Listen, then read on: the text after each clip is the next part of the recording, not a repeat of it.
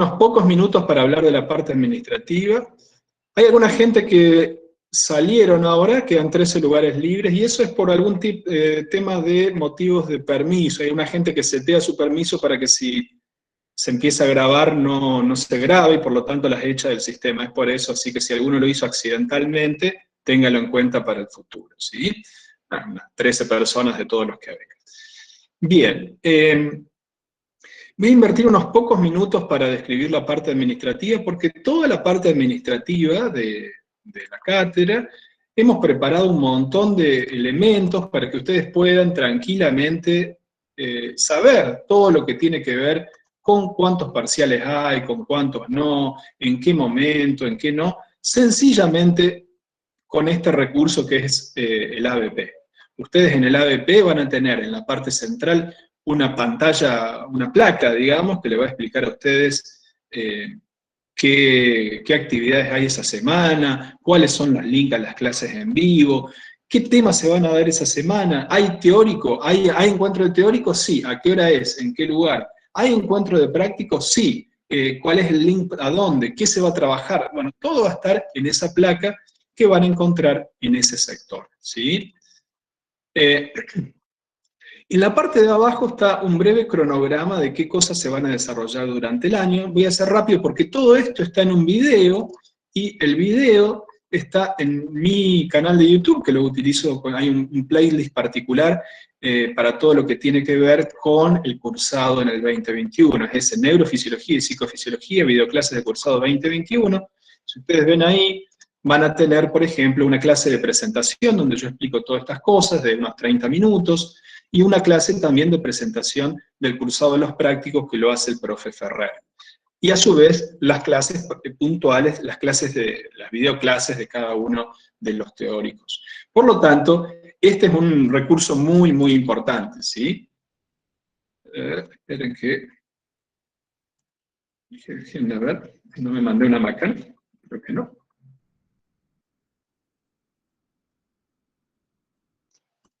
Quiero ver si estoy... Sí, está todo perfecto, está... Ya. Sí, está todo en orden. Bueno, entonces, déjenme que quiero un segundito, voy a dejar de compartir pantalla. Quiero ver una cosita.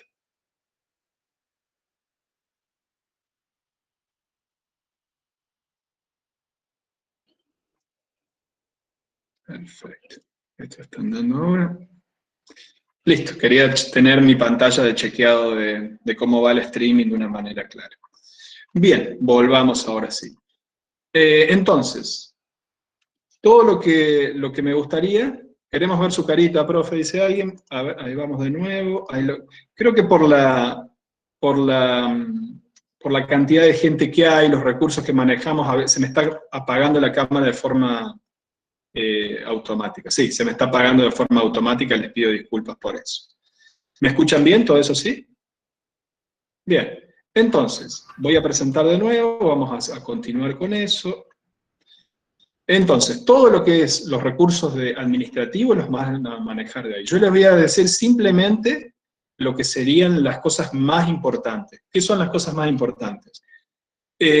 Las actividades teóricas no son obligatorias, no tienen por qué asistir a estos teóricos obligatorios, tampoco tienen que asistir a los encuentros de prácticos obligatorios, ¿sí? ¿Qué son obligatorios? Son 2 parciales, que por ejemplo el primer parcial ya se sabe cuándo es, sí, es el 11 de abril, perdón, el 11 de abril, mayo, junio, el 11 de junio, disculpen, ya se nos había pasado eso, ¿sí? Entonces, en el cronograma ya tenemos todos los cronogramas, las fechas de parciales y tenemos las fechas de prácticos. Hay encuentros de prácticos que tienen la misma dinámica que tienen estos encuentros que tenemos en este momento, ¿sí? Hay clases grabadas, hay cuadernillos, y una vez a la semana, el día viernes, hay encuentros de prácticos donde se trabajan los temas que se dan en el video y en el cuadernillo. Ahora bien, sí, no, Cecilia, no, aparte ya pasó el 11 de abril, por eso pasó. Si tengo, hay alguien que dice, si tengo parcial el mismo día y qué sé yo y qué sé cuánto, no debería tener parcial el mismo día porque eso nosotros presentamos hace mucho tiempo los horarios. Sin embargo, si ese fuera el caso, Sí, habilitamos cambios no de día, el día siempre el mismo, no se toma otro día, o sea, hay varios horarios dentro del mismo día, tanto por la mañana y por la tarde, y si usted le coincide el mismo horario, pues bien, si nos presenta toda la documentación, podemos modificarlo. Lo mismo si son alumnos trabajadores, lo mismo si tienen dependientes a cargo. Esas son las 3 condiciones por las cuales nosotros permitimos que haya cambio de horario. ¿Qué más? Los otros temas importantes es el tema de las condiciones de cursado de los prácticos, cuánto hay que sacar para aprobar, cuánto hay que sacar para promocionar. Todo eso los voy a derivar a estos 2 elementos que están acá, que es el video de condiciones de cursado y el video sobre condiciones de cursado. También tenemos un archivo de preguntas frecuentes, que lo van a encontrar ahí. Esperen que el ABP me sacó por fuera. Igual me lo levantó ahí. El archivo de preguntas frecuentes, si ustedes lo pueden abrir, hay un montón de cosas importantes. La primera, este tema, me inscribí y no hay una comisión. ¿Me tengo que inscribir a comisiones como en otras materias? No. Nosotros no tenemos comisiones de prácticos. A veces ha habido en el pasado como una forma administrativa, pero todos los alumnos están en una comisión única y todos los alumnos reciben el mismo servicio educativo, llamémosle, ¿sí? Todos van a tener el mismo acceso a la videoclase de prácticos, el cuadernillo de prácticos y un encuentro de prácticos, ya sea con el profesor Ferrero Redondo, que se van turnando. Es decir, como dice aquí, en el contexto del dictado virtual, nuestras comisiones de prácticos son lo mismo, no tienen que inscribirse en ninguna otra comisión. ¿Y cómo se acreditan los prácticos? Cada dos encuentros de prácticos va a haber una evaluación de ellas, ¿sí? La evaluación se realiza solamente mediante ABP. Se cuelga un cuestionario en ABP, usualmente el lunes o el martes a las 23:59 horas, y queda abierto eso para responder hasta el día viernes. Ustedes pueden entrar en cualquier momento y responderlo, y tienen 2 opciones para responderlo, y tienen que sacarse un 4. Bueno, esas son las cosas más importantes que yo quería comentarles. Si no tenemos otras cosas más importantes, me gustaría que pasemos ya a la clase propiamente dicha. Si alguien tiene una pregunta muy puntual.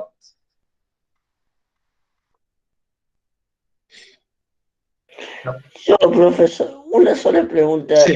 ¿Los parciales ha desarrollado o múltiple choice? Pues, sí. Los parciales son múltiple opción y se realizan mediante la ABP también. ¿Sí? Sí, como en el video eso dijo que son escritos, pero no aclaró si era desarrollado o múltiple choice. En el programa, usted tiene el programa también a disposición. Usted tiene el programa, el cronograma, y en el programa va a encontrar, ahí dice, son múltiple opción de completamiento también. ¿Qué significa de completamiento? Que le van a poder poner una imagen del cerebro y usted va a tener que poner qué partes son, por ejemplo, ¿sí? Otra pregunta que se realiza Valentín: ¿de dónde puedo sacar el PDF de Burgess? En lo posible sin apaisar. Nosotros no distribuimos los archivos, los PDF, son todas cosas con copyright, nosotros no lo realizamos. Eso no quiere decir que no haya fuentes donde ustedes pueden acceder a eso, pero nosotros no lo indicamos. Entiendo que hay algunas librerías, que los libros están en librerías comerciales, usualmente Brujas lo trae, Quaderns lo trae, Cúspide lo trae, pueden comprarlo ahí, y eventualmente pueden ver si hay gente que lo ofrece fotocopiado, pero nosotros no ofrecemos esos libros. ¿Los viernes va a haber 2 horarios de prácticos? No va a haber 2 horarios de prácticos. Siempre, aproximadamente, va a haber un horario de teórico por la mañana, y los prácticos, cuando haya encuentros de prácticos, van a ser por la tarde.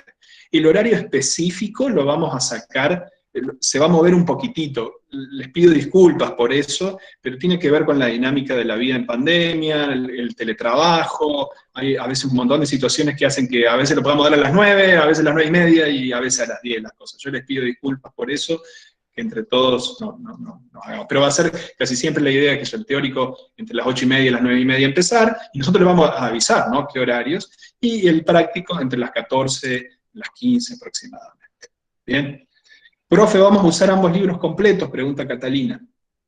En el programa está exactamente qué capítulos de cada libro va. Son la gran mayoría, o sea que si los compran a los dos les va a ir bien. Pero si quieren saber exactamente qué capítulo va en cada libro, en el programa está qué unidad, dentro de qué unidad qué tema, y dentro de qué unidad qué libros van, qué capítulos van. Y una cosa muy importante es que nosotros nunca cambiamos los capítulos que van, o sea, si ahora va en el programa y dice que la unidad 1 es el capítulo 7-8, va a ser el 7-8, pase lo que pase. Quiero que Sofi de nuevo, si podés pegar el Google Docs, así ya empezamos a trabajar. Gracias, Sofi. Les voy a pedir que cliquen en ese, ya voy, Gabriel, en un segundo. Les voy a pedir que cliquen en ese link a Google Docs que armó Sofi, ¿sí? En el chat lo tiene. Sofi dice, ¿se trabaja en grupo o individual? Todas las actividades que dije hasta ahora son todas individuales, todas individuales, ¿sí? Por el momento no tengo ninguna actividad que vaya a ser grupal. Eventualmente podría haber alguna, pero por el momento son todas individuales. Profe, preguntan por cambio de cátedra. Es importante esto, la cátedra no maneja los cambios de cátedra, porque yo no puedo mandar a gente a otra cátedra, eso lo maneja Secretaría Académica o Secretaría de Asuntos Estudiantiles, ¿sí? A veces si hay comisiones, sí, si hubiera comisiones yo puedo decir pasa de una comisión a otra, pero los cambios de cátedra son cosas más importantes y serias, y eso tiene que ir o a Secretaría Académica o a Secretaría de Asuntos Estudiantiles, directamente con ellos, yo no tengo potestad sobre eso. Profe, ¿los prácticos van a ser solo por la tarde? Recuerden, el práctico tiene una clase grabada que usted la puede ver en cualquier momento, cuadernillos, y después hay un encuentro de prácticos en el cual hay un repaso. El encuentro no es obligatorio y a su vez se graba, así que si usted no puede ir porque trabaja a la tarde, no se haga ningún problema, Claudia. La vamos a dejar grabada y usted va a poder verla cuando usted a demanda, ¿sí? Se va a perder la interacción de poder hacer una pregunta, Claudia, pero todo el resto lo va a poder hacer sin ningún problema. ¿Los parciales son múltiple opción o a desarrollar? Ya lo dijimos, Sofía, eso. Los parciales son múltiple opción con completamiento y otras cosas. Bueno, Gabriel, usted me quería preguntar algo y después ya alargamos. Ah, una cosa, vayan abriendo el Google Docs, y en el Google Docs ese es una especie de pizarra interactiva que tenemos, ¿sí? Ustedes en el Google Docs pueden entrar ahí, y primero pueden presentarse, decir de dónde están conectándose. Hay gente que a veces tenemos gente de otros países que se ha quedado en Chile, eres estudiante, pero por la pandemia no vino, se quedó acá. ¿Tienen otras dudas? Ahora vamos a responder una más, pero otra pónganla ahí. Si tienen otras dudas, las ponen ahí en el punto 2, qué dudas tienen sobre el inicio de clase, y yo después lo leo y lo respondo. Así ya podemos empezar con los temas, ¿sí? Y bueno, después ya vamos a ir haciendo el ejercicio que está ese. Esto tiene otras cosas interesantes, trabajar con una hoja de Google como la que tienen acá. Fíjense que si ustedes quieren poner una foto, hasta pueden poner una foto, ¿no? Una imagen. Pueden subir del ordenador o de la cámara directamente y se sacan una foto y la ponen ahí como si fuera una rudimentaria red social. Así que si alguien quiere hacer eso, hacer una especie de red social, también la puede hacer. Y todos podemos escribir al mismo tiempo, como ven ahí, ¿ven? Y nos vamos bien. Me parece que es una alternativa interesante. Bueno, Gabriel, usted me quería decir algo y después ya alargamos con el tema, ¿sí? Está media respondida la pregunta con lo que le respondió a Claudia, profe, pero básicamente los prácticos se pueden hacer a la tarde y todavía no hay práctico, ¿verdad? Fíjese eso, buen punto el de usted. Bueno, a ver, espere que me voy a entrar. Yo digo, ¿cuándo será el primer práctico? ¿No? Bueno, entro al aula virtual. ¿Están viendo mi aula virtual, verdad? No, todavía no. Ahí la pongo. Entro al aula virtual y ahí en la parte inferior voy a encontrar el cronograma. Acá esto es abril, ahí se borró, esto ya empieza a ser mayo, ahí en el próximo gris que hay. Y fíjense, el 14 de mayo es el primer práctico, y es el práctico de neuroanatomía. El 14 es viernes, ¿verdad? Perfecto. Pero, ¿qué significa eso? Que el 10 o el 11 usted ya va a tener colgada en el ABP la videoclase asociada al práctico y le van a mandar un cuadernillo. Y el 14 va a ser la clase de repaso asociada a ese práctico. Perfecto. Muchas gracias. No, por favor. ¿Y qué le iba a decir? Tengan en cuenta que cuando le den un cuadernillo de práctico, a veces tiene actividades el cuadernillo de práctico. ¿Qué sé yo? Dice, no sé, complete estas imágenes. Pero esas actividades no son el práctico evaluativo. Usted la puede hacer, no la puede hacer. Es para usted, para que vaya practicando. La acreditación propiamente dicha del práctico es con esos cuadernillos con esas evaluaciones que se realizan en ABP, que las puede realizar durante toda la semana. ¿Está claro, Gabriel? Sí, perfecto, profe, gracias. No, por favor. Bueno, ahora sí. Sí. Profesor, esa hojita de trabajo del link que mandó Sofi, ¿cuándo, cómo hay que contestarla? No entendí eso.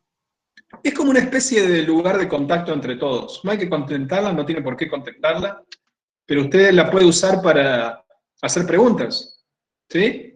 Si usted cliquea ahí y se loguea con su usuario de Google, que debe estar logueada porque entró acá, usted puede, todos podemos escribir al mismo tiempo ahí. Es como una especie de enorme pizarrón donde todos escribimos al mismo tiempo, ¿sí? Gracias, profesor. Pero No, por igual, por la cantidad de gente que hay, no se puede escribir, o por lo menos a mí no me deja, porque ya hay como mucha gente ahí en esa hoja. Está bien, está bien. Bueno, hagamos una cosa.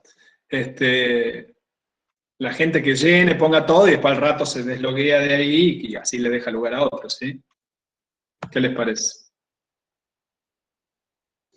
Sí, Bueno. sí, lo decía por la pregunta. No, de está la bien, compañera. Martínez, es que yo no sabía, mire, lamentablemente el tema ese de la cantidad de gente como que nos supera, hasta a mí me supera, mire, yo quiero poner en mi cámara y me la apaga solo.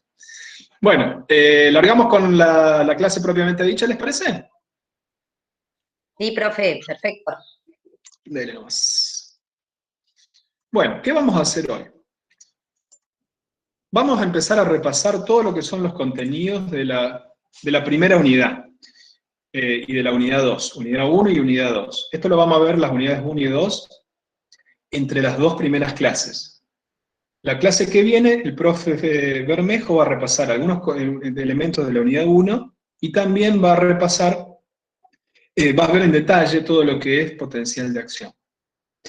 Y hoy también vamos a hacer una pequeña actividad práctica de psicofármacos, para poner en juego todo lo que tiene que ver con neurotransmisión, ¿sí? Eso lo vamos a hacer junto con los y las ayudantes alumnas, aproximadamente a las 10:45, ¿qué hora es en este momento? Son las 9:48. Así que en una hora más o menos vamos a hacer eso. Bueno, yo voy a empezar a dar los temas. Esto es un repaso, o sea que siéntanse libres de abrir el micrófono y decir, profe, no entendí esto, no entendí aquello, este tema, en fin, que sea abierto, no me gusta que sea algo cerrado, así que vamos para adelante. La primera clase o la primera unidad los intenta centrar a ustedes en todo lo que es la organización del sistema nervioso. Y el primer punto de anclaje para entender eso es la diferencia entre un sistema nervioso central, que está adentro del cráneo, y un sistema nervioso periférico. El sistema nervioso central es el cerebro propiamente dicho y tiene como una especie de satélite que le permite comunicarse con el periférico. Ese satélite, esperen que ponga el puntero, ahí lo podemos ver. ¿Cuántos gente tenemos en el canal de YouTube? Pregunto a los ayudantes. Perdón, ¿no? ¿A dónde Sí. está mostrando usted en pantalla? Porque no se está compartiendo lo que está mostrando. No se Por lo está menos. compartiendo. ¿No se está compartiendo? ¿Nadie está viendo que yo estoy compartiendo? Sí, Profe, sí, yo lo tenemos estoy viendo. un- Sí, yo lo estoy viendo, profe, ¿eh? Yo veo también. Vamos de nuevo. ¿Alguna gente sí lo está viendo? Sí, Sí, se ven. Sí, Súper. Bueno, está bien. igual, Sí, profe, se ve bien. igual vamos a hacer algo para solucionar esto para aquella gente que tenga el problema de que su conexión no le permite verlo. Voy a hacer una pequeña cosita rápida, ¿sí? Voy a compartir Euro 2021. Voy a compartir un link, es un poco pesado, son unos 40 megas, pero voy a compartir las slides que voy a usar ahora, ¿sí? Así que, si alguien no puede, en ese link que le estoy compartiendo ahora por el chat, es un link donde van a poder descargar directamente las slides que yo uso. Y yo cada tanto voy a decir, estoy en la slide tanto, ¿sí? Cosas así, para que le sea más sencillo a la persona que, por lo que sea, no ve lo que yo estoy compartiendo, ¿sí? Vamos de nuevo, entonces. Estoy en la slide número 2. Y lo que estamos viendo es la diferencia entre un sistema nervioso central y uno periférico. El periférico es aquel que básicamente le trae, entre comillas, la información del medio exterior a todo lo que es el central. Por favor, cerramos los micrófonos que hay un ruido de fondo. El periférico es ese, y está constituido por todo lo que denominamos habitualmente nervios periféricos. Todo lo que toma información de la piel, de los órganos internos, lo que trae información de dolor, de vibración, de presión, y pasa hacia la médula espinal y de la médula espinal hacia el cerebro. Esas son las dos grandes partes de periférico y central. Si nos centramos o nos ponemos directamente en el periférico, y permítanme, en el central, discúlpenme, y nos centramos en lo que tiene que ver con las partes del sistema nervioso central, tenemos el cerebro propiamente dicho, que es una especie de alfombra que se ha tenido como que arrugar y meter adentro de la cabeza, que a su vez está dividido en lóbulos, frontal, parietal, temporal. Luego hay una especie de unión, de sistema de transición entre el cerebro y la médula. Ese sistema de transición está formado, es el tronco cerebral, se le llama porque tiene una forma de tronco, esperen que tome un mate, y está formado por tres grandes partes. La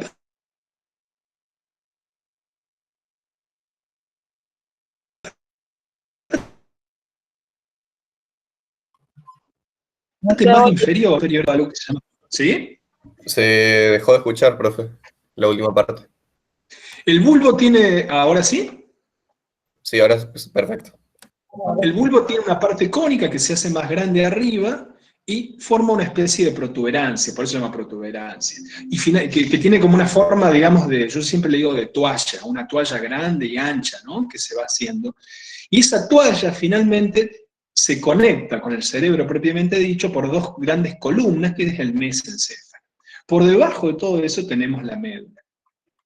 La médula tiene diferentes partes, ¿sí? Que tienen que ver con las partes, con los huesos que están por detrás de ella, ¿sí? Tiene una parte cervical, una parte dorsal o torácica, una parte lumbral y una parte sacra. Otro elemento importante que ustedes tienen que entender, que todo esto tiene que estar protegido. Hay que protegerlo porque es muy tendiente a romperse, ¿no? Y para una forma, tiene varias formas de protegerse. Una forma sencilla de protegerse es por los huesos que tiene, ¿no? Si ustedes se pegan, yo me estoy pegando en este momento en la cabeza, y mi cerebro sigue estando bien. ¿Por qué? Porque hay unos cuantos huesos, los huesos en general tienen el nombre, o sea, se corresponden con el lóbulo que está por detrás, hueso frontal, etc.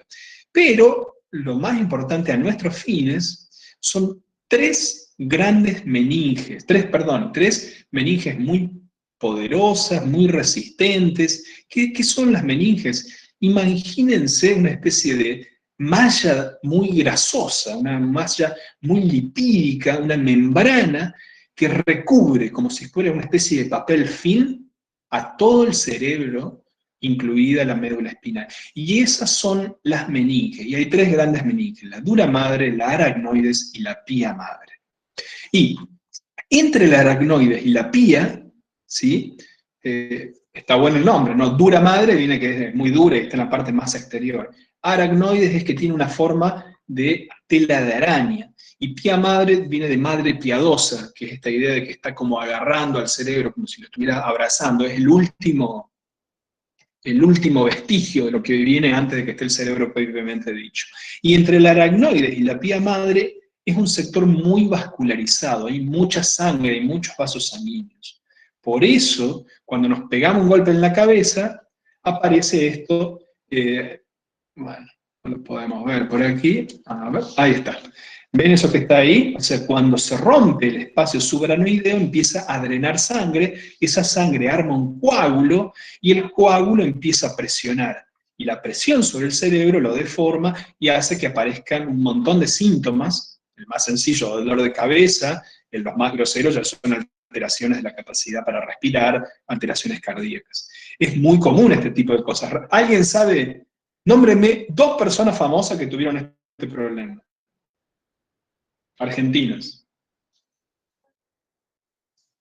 Sergio Denis, ¿no fue uno? Probablemente Sergio tuvo eso también, pero tuvo como un daño cerebral muy extenso, ¿no? Puede que sí, ¿no? ¿Puede ser Carlín Calvo? Carlín. No estoy seguro de Carlín, che. Cerati. Cerati. Bueno, la puede que sí. No era ninguna de las que yo pensaba. Lo que yo pensaba. Profe, Sí. una pregunta entonces, ¿un meningioma es un tumor en las meninges? Sería...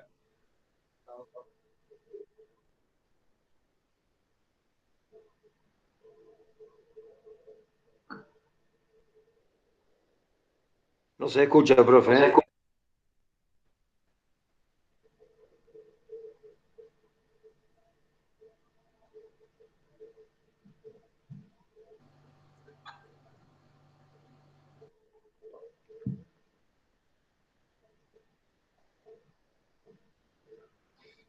Ahí volvimos, ¿sí?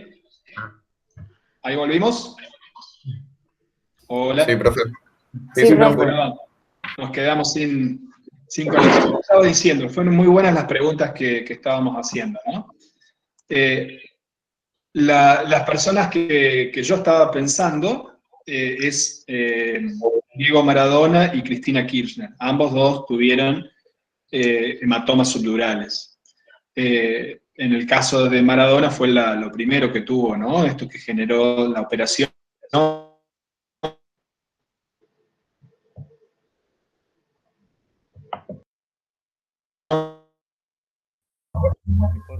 Se oye. Creo que se cortó.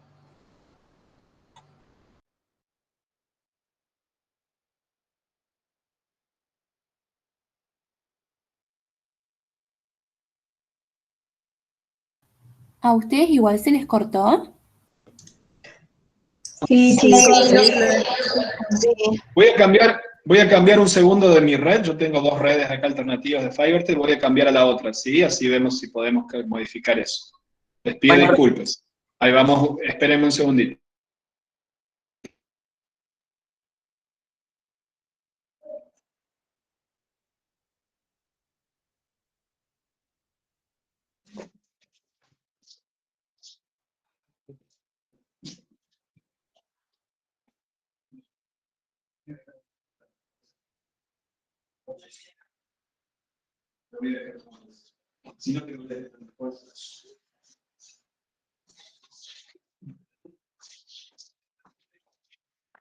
Bueno, ahí hemos vuelto con otra red diferente. Vamos a ver si funciona. Entonces, no me quiero detener tanto acá, porque no es tampoco el kit de la materia, no tiene que ver con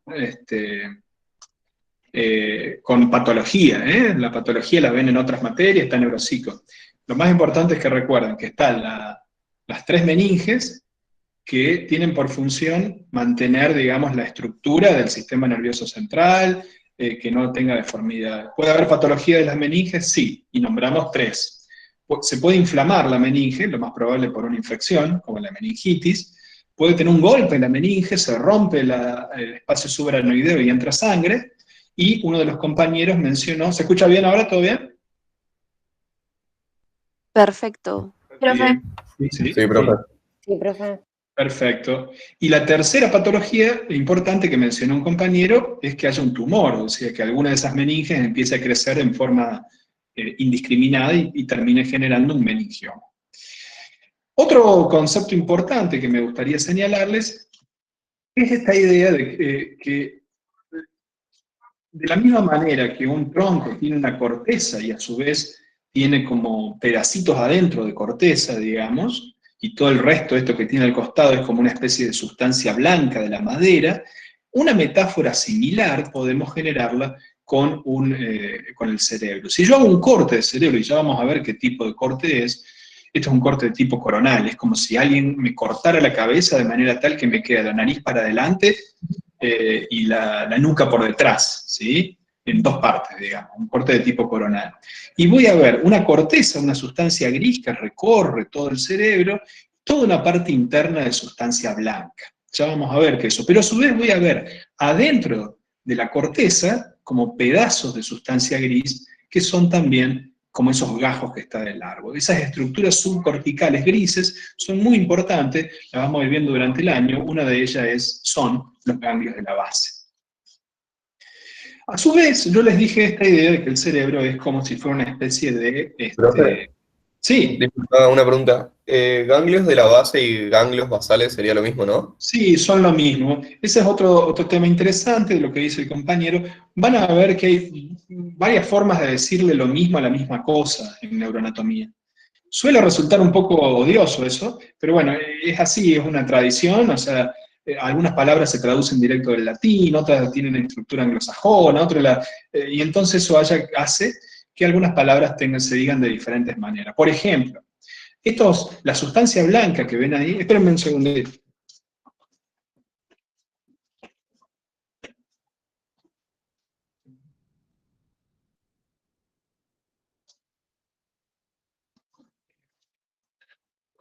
La sustancia blanca que ven ahí, por ejemplo, se agrupa en fibras que se van moviendo, que suben y bajan. Esas fibras a veces se llaman haces o tractos. En la médula se llaman tractos. Es así, la neuroanatomía tiene esas cosas. Esto que están viendo es lo que dije antes, esta idea de que el cerebro, este cerebro que vemos aquí a la derecha, abajo, en realidad es una especie de compactación de un órgano que es una alfombra. El cerebro es una alfombra. Pero si hubiéramos tenido que agarrar esa alfombra y ponerla en una especie en algo que no esté doblado, nuestras cabezas serían como una especie de enormes cajas, a lo sumo triangulares, sería como muy complejo movernos así. Entonces la alternativa que tuvo la evolución para solucionar eso es meter toda esa alfombra, arrugarla toda, como si no tuviera un papel y lo va arrugando, y se genera eso que ven ahí. Y eso hace que se generen esas montañas y esos valles, ¿sí? Siendo los valles, los surcos, que también van a ver como fisuras o hendiduras, son todas esas ranuras que ven en el sistema nervioso central.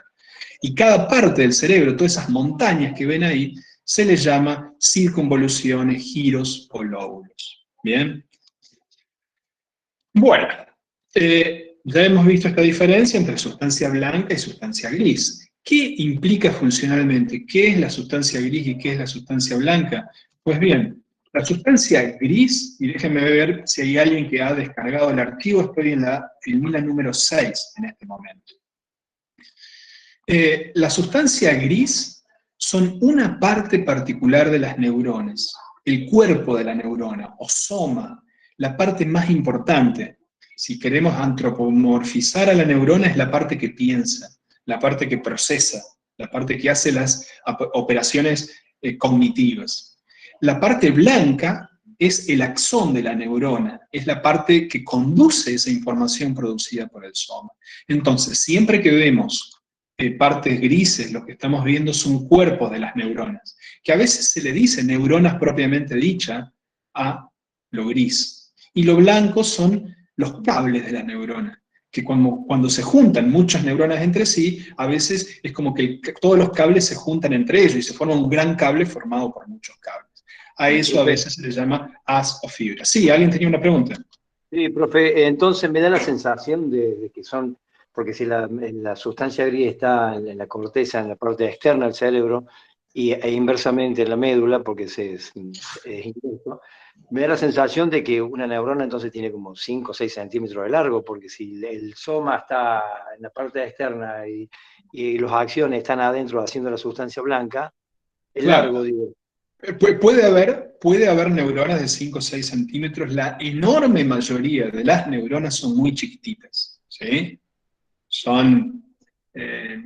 No tendrán ni 1 centímetro, son muy, muy pequeñas, milimétricas. Ahora bien, hay neuronas más grandes y hay incluso neuronas más grandes que 5 centímetros. Por ejemplo, la neurona que empieza a nivel aquí, del lóbulo frontal, y que tiene funciones motoras, una neurona piramidal, baja, se mete acá entre los ganglios basales, baja por el tronco, decusa, es decir, si está en el lado izquierdo del cerebro, pasa al derecho, se mete adentro de la médula, y si, por ejemplo, es una neurona que participa del control motor de las piernas, recién sale a la altura del sacro, ahí arriba, un poco por encima del huesito ese dulce que tenemos en la cola. Así que fíjate, ¿ese cuánto tiene ese? Más de 1 metro. 10 centímetros. No, pensá, desde la cabeza hasta la cola tuya, básicamente. Ah, o sea, larguísimo. Larguísimo. Pero de nuevo, es más una excepción que lo más común son neuronas muy, muy chiquititas, ¿sí? Perfecto. Bueno, el compañero recién, la muy buena pregunta que hizo, me dijo algo muy interesante. Dijo, en el cerebro, lo gris está en la corteza y lo blanco está en el medio del cerebro, digamos. La estructura es como gris, blanco, y a veces hay un gris adentro, que son estos ganglios de la base u otras cosas. En la médula, la disposición de gris y blanco se da vuelta, ¿sí? Es decir, en la médula tenemos la sustancia blanca por fuera y la sustancia gris por dentro, formando esa forma característica de H. A su vez, la sustancia blanca se estructura en un conjunto de núcleos que vamos a ver. Va a haber una clase específica de esto que la da el profe Mías, que es especialista de estos temas. Yo ahora lo que estoy haciendo es simplemente introduciendo eso. Entonces, resumiendo hasta ahora, tenemos un sistema nervioso central, tenemos un sistema nervioso periférico. ¿El central a dónde está? En el encéfalo, ¿sí? Adentro de la cabeza. Y a su vez tenemos como un satélite de eso que está en la médula, que le sirve ¿para qué? Para contactarse con el periférico. El periférico a su vez tiene dos grandes partes, uno somático, ¿sí? Que son la musculatura voluntaria, los nervios espinales, los nervios craneales, y un sistema autónomo, que no está bajo el control voluntario, que es el sistema simpático y parasimpático, que también tendremos clases específicas de todo esto. Muy importante lo que viene ahora. Tenemos que ser, durante el año, tenemos que aprender a manejarnos en el espacio, ubicarnos en el cerebro como si fuera un objeto y saber dónde está el adelante, el abajo, el atrás, todas esas partes del cerebro. Lo que estamos viendo aquí es una resonancia magnética funcional de una persona y que nos permite generar esta especie, entre comillas, de foto. No es una foto, ¿sí? No es una foto, es una reconstrucción a partir de diferentes propiedades que tienen las neuronas que permiten generar algo que es parecido a una foto, pero no es una foto. Asumamos que fuera una foto. Si fuera una foto, lo que estamos viendo acá es la mitad del cerebro de una persona. Es como si a esta persona le hubieran con un hacha, le hubieran metido el hacha entre los dos ojos, ¿sí? Como en las películas de terror, ¿sí? Películas típicas de terror de los años 90, ¿sí? Que van matando de a uno a los chicos que están de campamento y le pasan el hacha entre medio de los dos ojos. Si el hacha tiráramos para el costado, de manera tal que mitad del cerebro saliera y miramos a esa persona de costado, veríamos esto. Todo esto es la corteza, todo esto es el cerebro propiamente dicho. Pueden ver algunos lóbulos, pueden ver surcos y cisuras, pueden ver una parte de sustancia muy blanca acá, ¿la ven? Esa sustancia muy blanca es el cuerpo calloso que divide los dos hemisferios entre sí. Por debajo del cuerpo calloso hay una parte que aparece oscura. ¿Por qué aparece oscura? Porque está vacía, es un ventrículo. Ya vamos a ver qué son los ventrículos. Los ventrículos son como bolsas, como espacios vacíos que están adentro del cerebro, que les sirven para varias cosas. Entre ellos, les sirven, por ejemplo, si hay un golpe, el cerebro tiene un lugarcito ahí donde comprimirse un ratito hasta volver a tomar su forma habitual. ¿Sí? Esa es una de las funciones que tienen los ventrículos. Hay varios ventrículos, hay 4 grandes ventrículos, hay 2 ventrículos laterales, que son estos que estamos viendo ahora, y hay un cuarto ventrículo, hay un tercer ventrículo que está más abajo, y hay uno muy importante, que es el cuarto que lo estoy señalando ahora. ¿Lo ven ahí? Que está formado por el cerebelo, que es todo eso que estoy mostrando ahora, que le hace como de techito, es la carpa, y luego, eso que estoy marcando ahí es el tronco cerebral, que une el cerebro con la médula que empieza por ahí. Y el piso del cuarto ventrículo está formado por la parte superior del bulbo y la parte inferior de la protuberancia. Y ahí se forma esa especie de carpita que es el cuarto ventrículo. Ahora bien, ¿cómo me ubico en esto? Digamos, ¿dónde está lo que está arriba, lo que está abajo? Pues bien, yo puedo dividir el cerebro, para guiarme yo tengo que utilizar algunas coordenadas. Hay un eje que va de arriba hacia abajo, ¿sí? De la parte superior a la parte inferior, o también de la parte más cefálica a la parte más caudal, de la cabeza hacia la cola.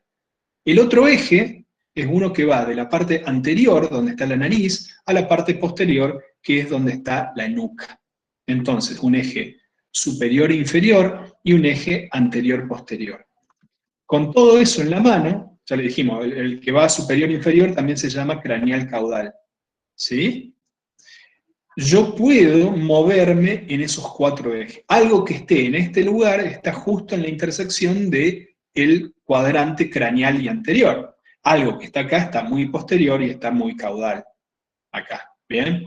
A su vez, volvamos al ejemplo de la película de terror. Cuando el hacha, supongamos un hacha que vaya cortando, ya no entre los ojos, sino que lo corte de costado, que haga un corte que vaya justo por este eje craneal caudal justo al medio. Eso genera estos cortes coronales que estamos viendo ahí.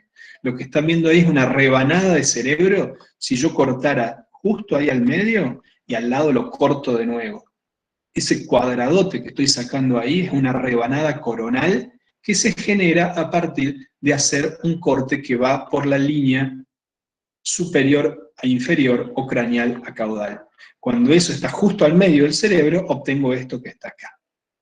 En cambio, el corte que genero haciendo ese corte con el hacha entre medio de los ojos, justo al medio del cerebro, porque obviamente yo podría cortar justo sobre el ojo o bien al medio, cuando va bien al medio es un corte sagital que me hace que me divide el cerebro en 2 partes iguales.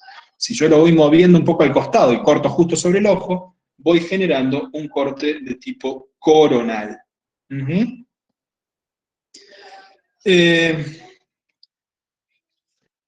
Déjenme ver, estoy viendo aquí algunas preguntas que han hecho en YouTube, voy a frenar un segundo para eso. Alguien pregunta, ¿antes de cada teórico habrá siempre videos previos al tema a desarrollar? Antes de cada teórico, sí, claro.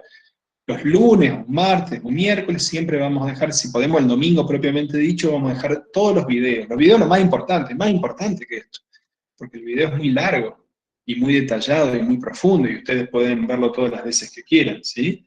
Así que siempre van a tener los videos, y después el viernes van a tener esto. Y a todos los que no vieron todavía el video de presentación que hicimos, véanlo varias veces, porque ahí explico todos estos elementos.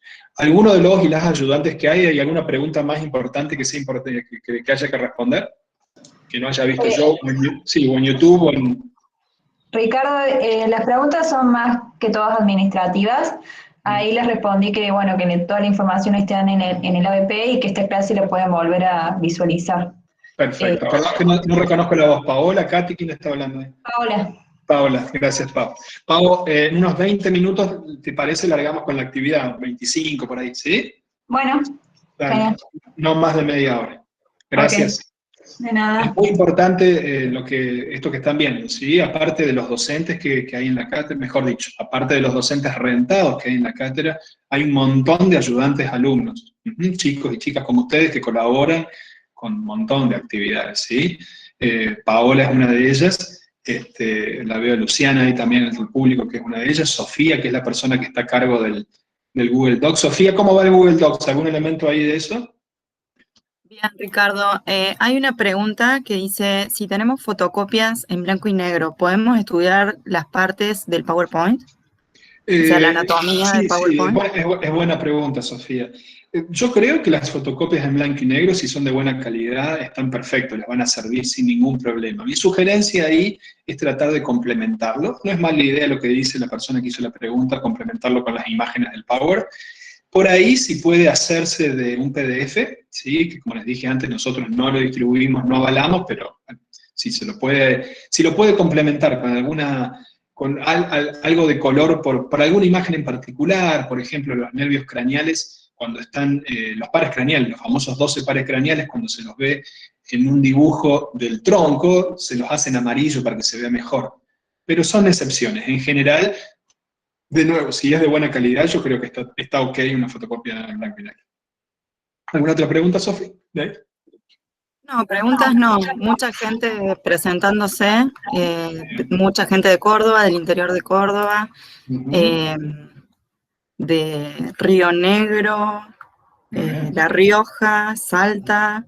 ¿Alguien del exterior? Disculpe, profe, yo tengo una pregunta. Sí. Quisiera saber, si en los exámenes va a tomar imágenes, si van a ser las mismas de los teóricos.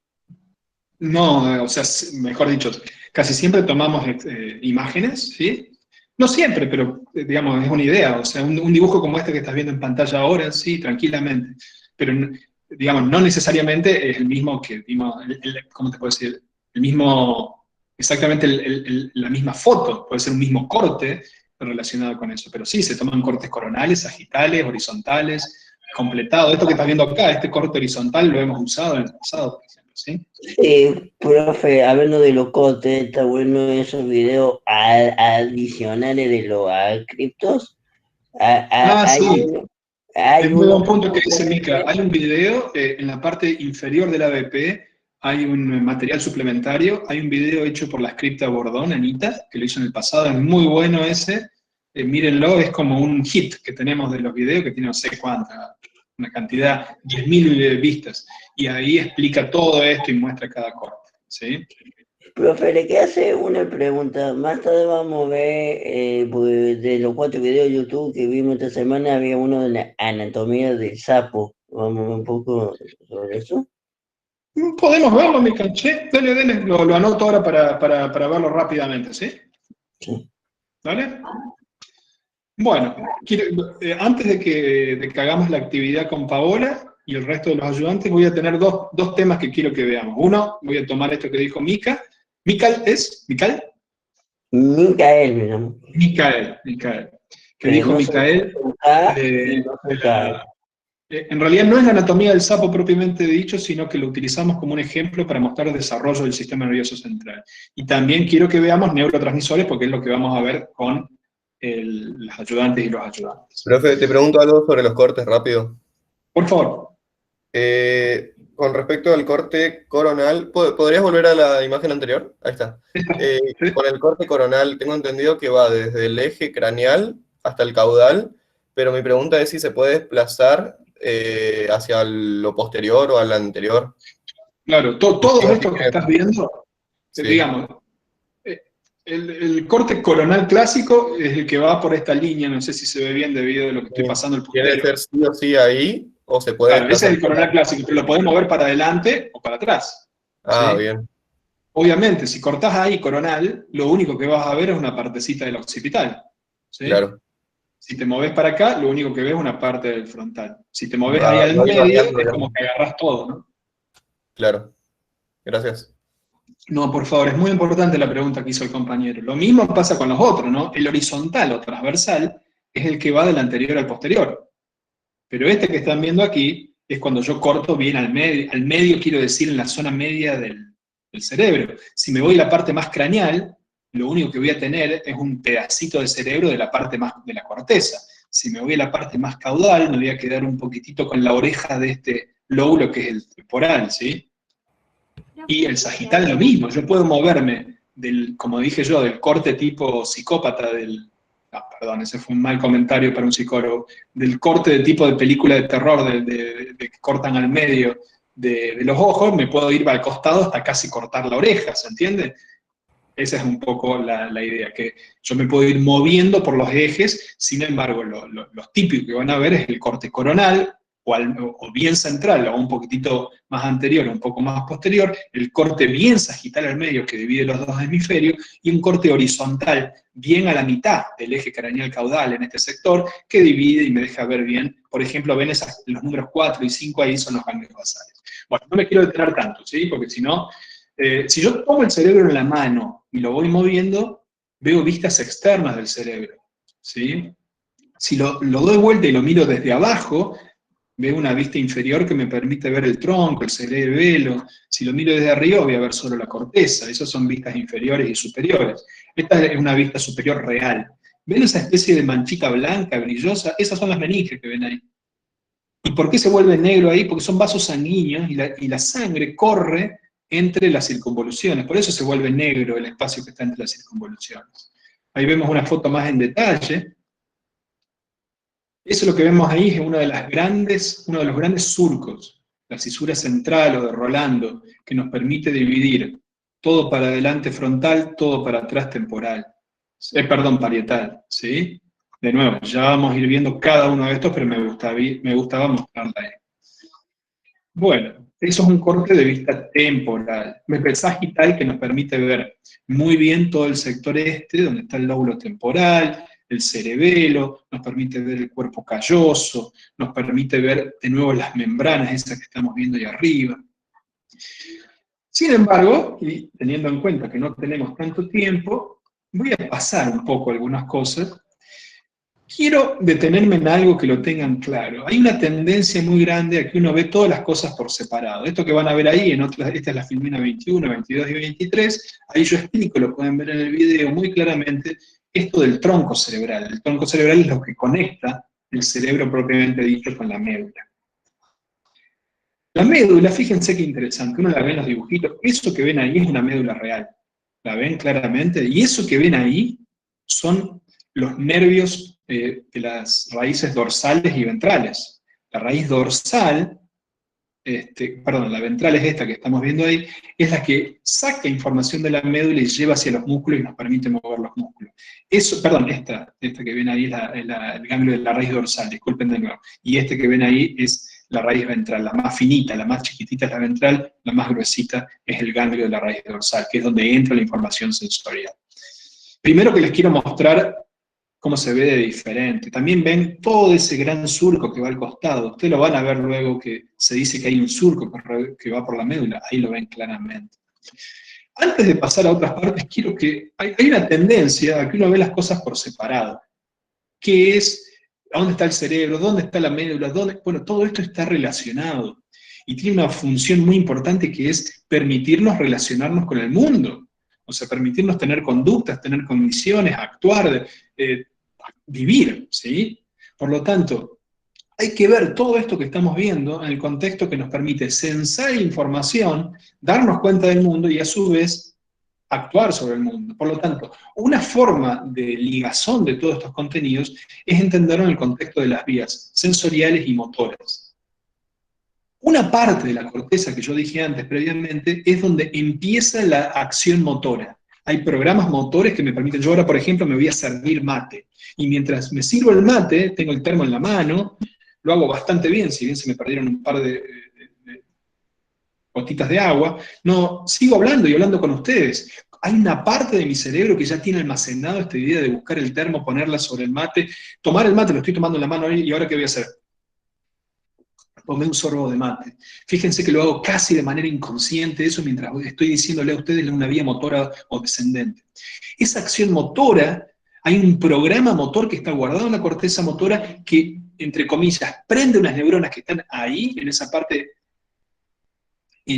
que está acá frontal del cerebro, y hay una neurona que se llama piramidal, que manda toda la información de movete brazo, baja todo por el tronco, pasa entre los ganglios basales, pasa por la protuberancia, pasa por el bulbo. Si eso empezó en el lado izquierdo del cerebro, pasa al derecho y llega hasta la médula. Y en la médula se conecta con otra neurona, hasta ahí solo una neurona, y esa otra neurona va a hacer un sistema de poste y la va a mandar hasta mi brazo para que mi brazo agarre el mate.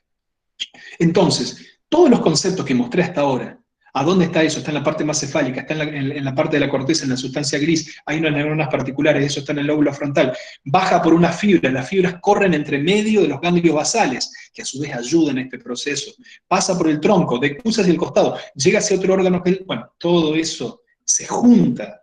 Por lo tanto, es muy importante que ustedes, cuando estudien, traten de pensarlo de manera integrada. Dos cosas más. Sí, por favor. Puede ser justamente cuando dice que uno cuando toma sustancias se mueven las neuronas y pierde la función de las funciones, por lo que usted está explicando. Micael, muy buena pregunta, y te voy a decir esto. Te voy a responder esa, pero hagamos como un contrato. Te respondo esa, pero no te puedo, por tiempo no te puedo responder la del sapo, ¿puede ser? Que me pareció muy chistoso el video, profe, perdón. No, lo que digo es, dale, vamos con esa. Te tomo la pregunta de las drogas, pero te iba a responder lo del sapo, pero la dejemos para más tarde, ¿puede ser?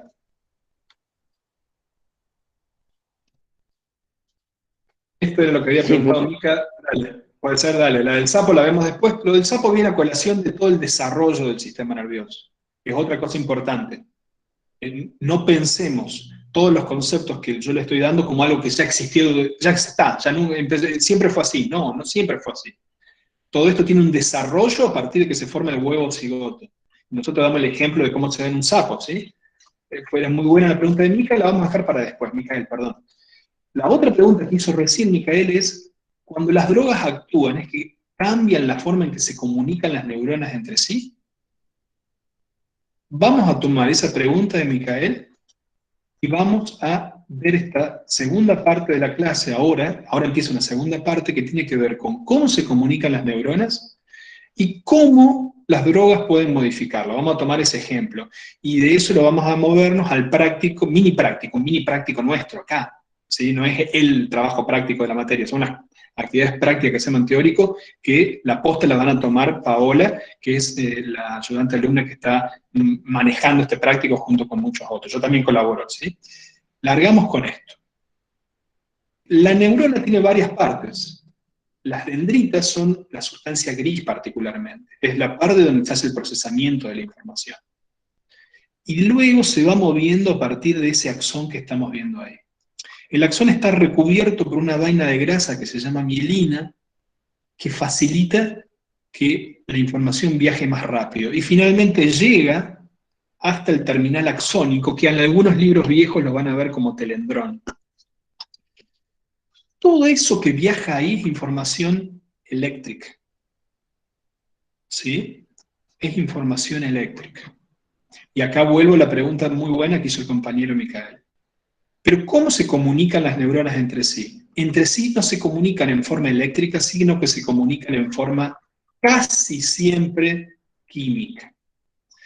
La comunicación eléctrica entre las neuronas la vamos a ver en la segunda parte de la clase, luego que hagamos la del práctico, el mini práctico de la parte de psicofármacos. Y también la vamos a repasar mucho en la próxima clase que va a dar el profe Bermejo. Y tiene que ver con potenciales de acciones. La neurona tiene un estado eléctrico casi siempre negativo con respecto al exterior, menos 70 voltios, y la transmisión de información en la misma se da por un cambio muy, no sé si sutil, pero muy rápido, de negativo hacia menos negativo o hacia positivo. Eso estimula la parte subsiguiente de la membrana y así va viajando la información como una onda eléctrica hacia el final de la neurona, que como dijimos se denomina terminal axónico. Ahora bien, y acá nos metemos en todo lo otro, ¿cómo se comunican las neuronas entre sí? Las neuronas se comunican entre sí a partir de dos grandes tipos de comunicación. Uno es sinapsis de tipo eléctrica. La sinapsis es la comunicación entre dos neuronas. Y otros son sinapsis de tipo química. La enorme mayoría de sinapsis son de tipo química. Sin embargo, hay algunas sinapsis de tipo eléctrica. En la sinapsis de tipo eléctrica, básicamente es una comunicación física entre dos neuronas. El impulso nervioso viene eléctricamente, y hay como unas especies de tubos que comunican físicamente una neurona con la otra, y ahí lo ven. Son esas uniones de tipo gap que están ahí, que hay como una especie de 6 proteínas que se llaman conexinas, y cada conexina se pone espalda con la otra y forman un conexón. El conexón es un tubo. Imagínense un tubo como de Lego. Cada conexina es un pedacito del Lego. Digo Lego porque a mi hijo le gustan mucho los Legos, así que los conozco. Cada Lego se une entre ellos y forma un conexón. Y el conexón tiene un agujero al medio, ¿lo ven? Entonces, y meten esa especie de tubo, una parte del tubo abierto está en una neurona, la otra está en la otra, y por lo tanto la información eléctrica pasa de un lado hacia el otro. Este tipo de sinapsis eléctricas son muy buenas, son muy rápidas, rara vez fallan, pero son muy rígidas. Si viene información de un lado, pasa como tal la información al otro lado. No hay forma de modular la señal, de meterle riqueza a la información. Las sinapsis de tipo químicas son muy diferentes. En la sinapsis de tipo química, la información eléctrica que llega al terminal axónico. ¿Hay preguntas hasta aquí? ¿Comentarios? Porque a partir de ahora es muy importante todo lo que sigue. Sí, Valentina tiene una pregunta. Dice, ¿la sinapsis química la adquirimos por la evolución o todos los animales la usan como sinapsis principal? Muy buena pregunta la de Valentina, porque trae esta idea de que este cerebro que les enseñamos a ustedes no es estático, ni en la ontogenia, en el desarrollo de una persona, esa era la otra pregunta de Micael, la del sapo y todo eso, sino también a lo largo de la evolución. Este es un órgano, el cerebro, lo mismo que el corazón, que el vaso, que los pulmones, y estuvo sujeto a todas las presiones evolutivas. La función del cerebro es permitirnos interactuar con el ambiente. Los primeros organismos, entre comillas, más primitivos, si bien es feo decirle primitivo, porque en realidad todos los organismos están adaptados al ambiente, son lo mejor que pueden ser para un ambiente determinado, tenían cerebros muy primitivos, eran apenas pequeños ganglios de neuronitas o de neural-like cell que tenían entre ellos. Y de a poco los cerebros se fueron haciendo más complejos. Las sinapsis de tipo eléctrica, y aquí respondo a la pregunta, son más característicos de organismos relativamente más sencillos y que tienen, y están asociados, como por ejemplo un cangrejo, y están asociados a respuestas muy importantes para la vida. El ejemplo que van a encontrar en el libro es la respuesta de huida del cangrejo. Imagínense un cangrejo que bajó la marea, entonces el cangrejo sale a la playa, empieza a caminar por la playa buscando alimento, y de repente se nubla el cielo. No se nubla todo el cielo, sino que hay una sombra. Esa sombra que pasa encima del cangrejo genera que el cangrejo, si estaba yendo hacia el este, gira rápidamente hacia el oeste y empiece, entre comillas, a correr. Esa respuesta de escape está dirigida por neuronas de tipo, por sinapsis de tipo eléctrica. ¿Por qué? Porque es muy probable que esa sombra sea la de un ave de presa que lo quiera comer al cangrejo. Por lo tanto, no sabemos si estuvo o no el águila, no.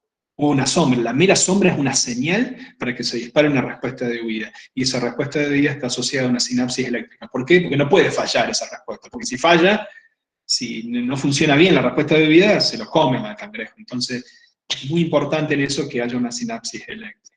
Las sinapsis químicas están asociadas a procesos más complejos, pero tienen, por ejemplo, la posibilidad de fallar. ¿Por qué tiene la posibilidad de fallar? Por lo que vamos a explicar ahora, porque es mucho más compleja. No son solamente estas 6 conexinas que forman un conexón, sino que hay muchos más elementos. ¿Más preguntas? Muy bien. Ahora sí, nos preparamos, vamos a hacer unos 10 o 12 minutos muy rápidos, mostrando qué son estas sinapsis, los diferentes tipos de neurotransmisores. Estos son 2 esquemas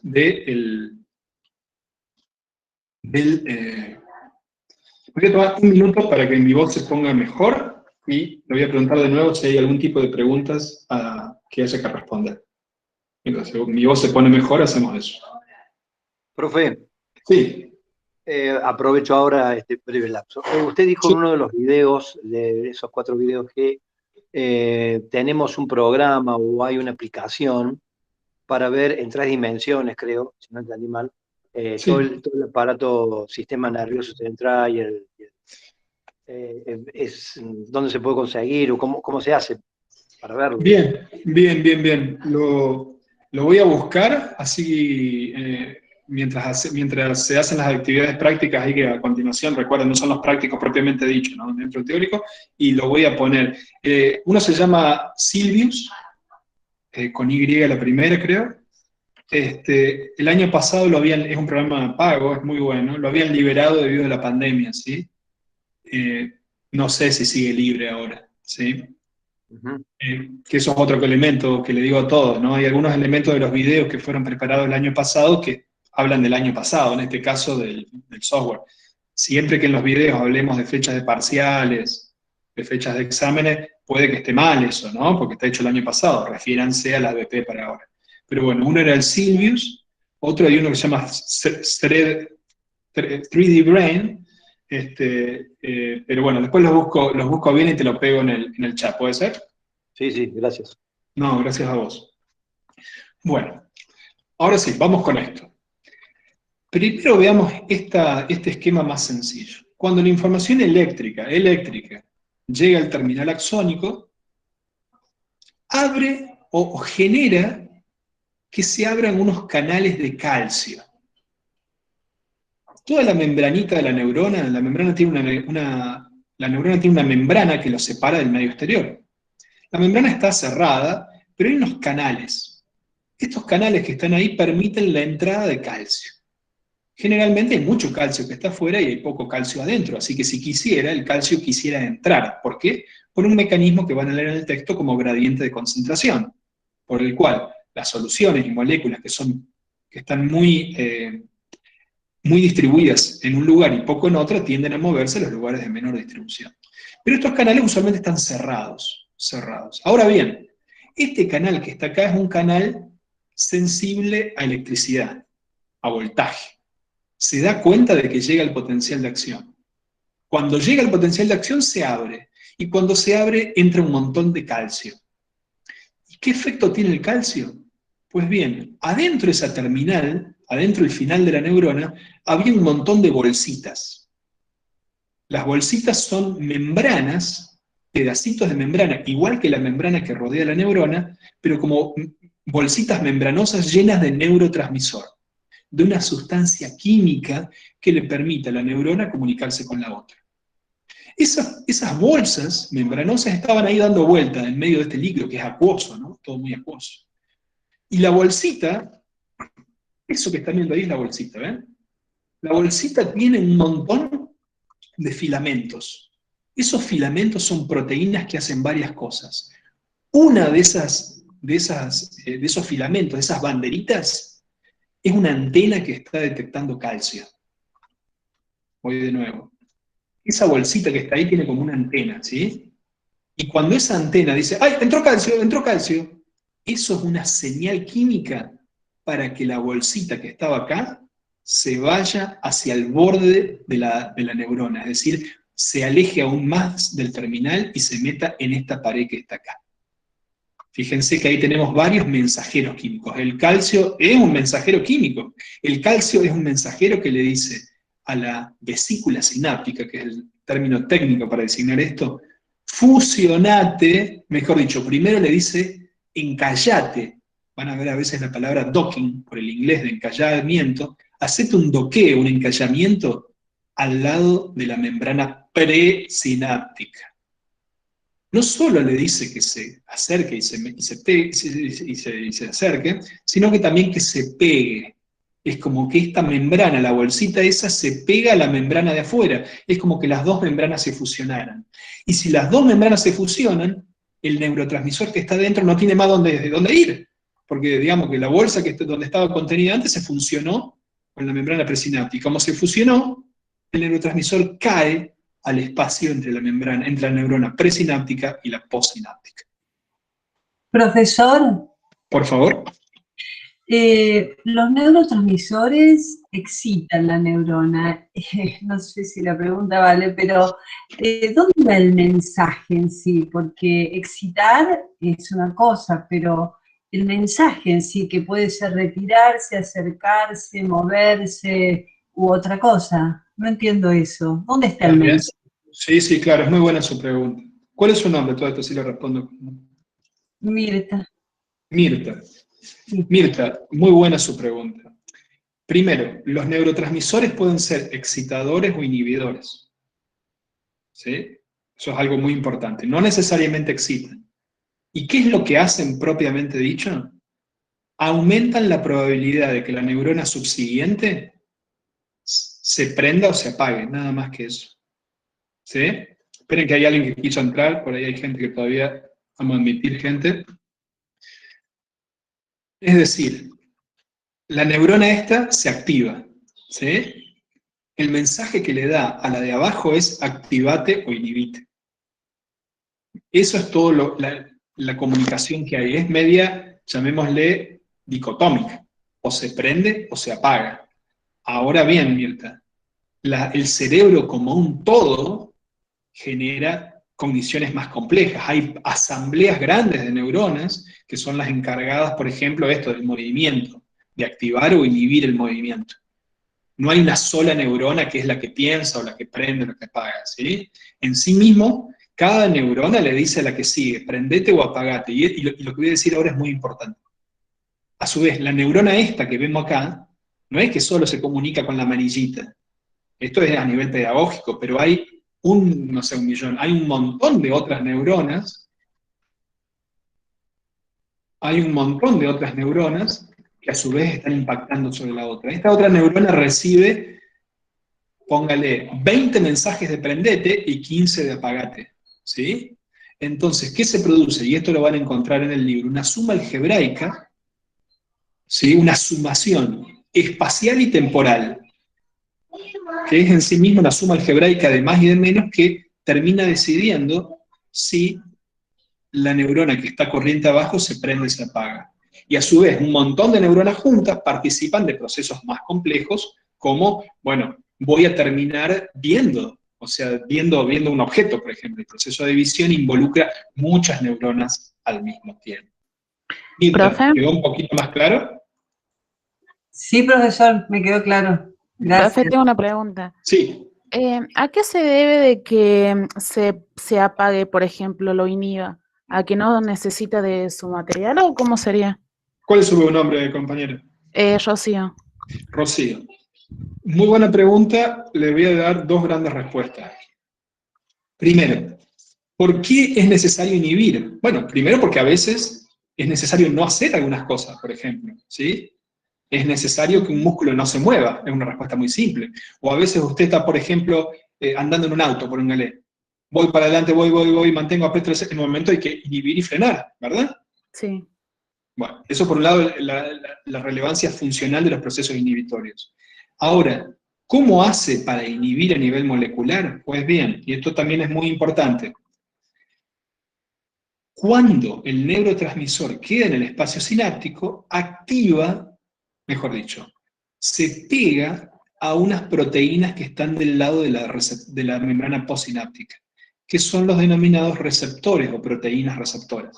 ¿Sí? Hay como unas proteínas que están ahí, que son esos violetas que ven ahí, que son como unas proteínas que están ahí de brazos cruzados diciendo, bueno, a ver, mandame información vos que estás ahí, mandame, dale, estoy esperando. Y en un momento llegan estas otras y se le pegan. Hacen como un mecanismo de llave y cerradura.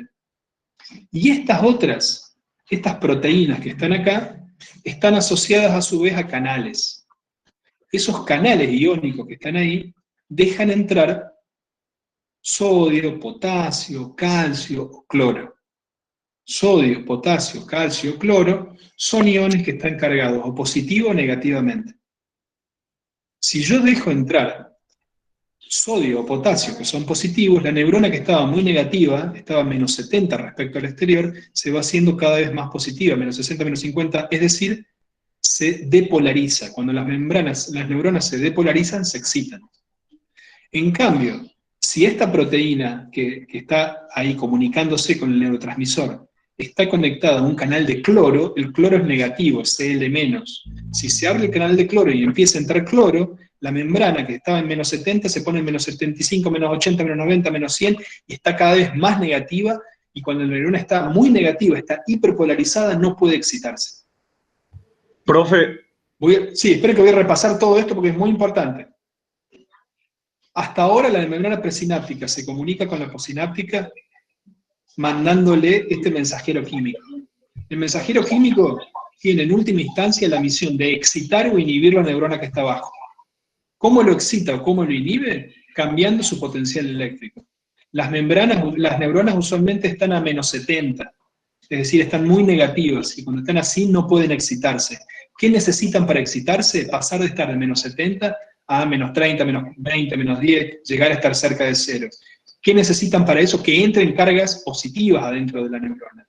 Por lo tanto, si el neurotransmisor es excitador, va a asociarse a una proteína, la cual a su vez está asociada a un canal iónico, y ese canal iónico va a dejar entrar o sodio, pónganle, vamos a hacerlo más fácil, sodio. El sodio es Na+.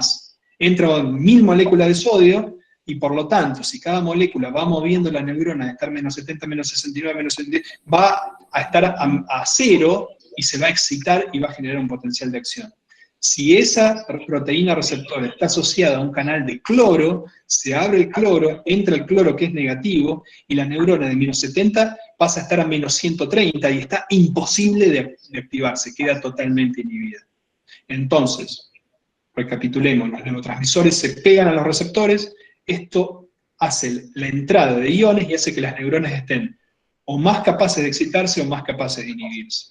todo este proceso de excitación e inhibición y de generación de potenciales de acción es lo que vamos a ver con el profesor Bermejo, y si tenemos tiempo ahora, y si no lo repasan, yo lo pedí en el video, forma parte de todos los procesos de excitación o inhibición. Ahora sí la pregunta, compañero, disculpe. Mi pregunta era, o sea, en ese proceso en lo que pasa los químicos de una neurona a otra, ahí es donde empieza a actuar los sistemas de compuertas, si no me equivoco, ¿no? Exactamente. Y a esas compuertas se decía que va pasando de acuerdo a la cantidad de agua que posea la molécula química. No tanto la cantidad de agua, digamos, ¿sí?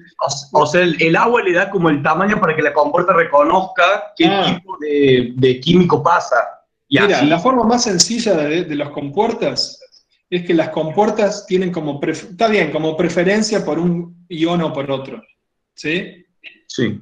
Permiten pasar o sodio, o calcio, o potasio. Por ejemplo, este canal que ves ahí solo permite pasar calcio. ¿Y cuándo se abre? Cuando llega el potencial de acción. Perfecto. ¿Vamos? Profe, entonces, una preguntita. Entonces, esto básicamente se reduce a encender o apagar la neurona. Es muy similar al sistema binario que usan las computadoras, o se puede hacer un paralelismo. Sí, bueno, lo habrán visto en epistemología, que hay modelos teóricos que postulan que que el cerebro trabaja como una computadora, ¿verdad? ¿No? ¿Lo vieron eso ya? Sí, en escuelas vimos, profe, es el mismo ejemplo. Sí, claro, hay discusiones teóricas muy interesantes, y hay gente que dice que no, que hay dependencia, escapa, es una discusión interesantísima que escapa de esto, pero sí, efectivamente, digamos, la base de los teóricos de la asociación entre cognición e informática es lo que acabas de mencionar, que vos, en teoría, podrías generar un cerebro en forma lógica. No me quiero extender, pero está esta idea del chamán, del misticismo computacional, ¿cómo se llama? Fodor, que plantea esta idea que uno puede crear una computadora o a un cerebro con latas de coca que se relacionan entre ellas por el viento, ¿no? Wow. Sí, empiezan a volar, ¿viste? Es muy bueno. Yo tenía una pregunta con respecto a los canales. Por favor. En sus videos habla de unos canales que se abren para el potasio y para el sodio, si no me equivoco, y en otros, como mencionó recién, para los canales de calcio. Así y es. En los videos hace la distinción de que unos, o sea, en una acción específica de la neurona, creo que es en la sinapsis, que lo que está explicando ahora, son los canales de calcio los que se abren, y en otra parte, que es lo que está ahí en la pantalla, es lo que se abren de de potasio y de sodio. Así Esa es. diferencia del proceso, ¿cuál es cuál? No me queda claro. Digamos, todos los canales están en todas partes, por supuesto. Sin embargo, algunos son más importantes para una cosa y para la otra. En lo que tiene que ver con cómo la neurona se comunica dentro de ella, cómo la información viaja dentro de la neurona, y cómo se genera el potencial de acción y cómo la neurona se excita, son importantes los canales de sodio y de potasio. ¿Bien? Que los estás viendo ahora, ¿sí? Sí, ahí está. Y para la sinapsis, o sea, la comunicación entre neuronas, es el de calcio. El de calcio, exactamente. Lo que acabas de mencionar es lo más importante, digamos, ¿sí? Gracias. No, por favor, gracias a usted, compañero.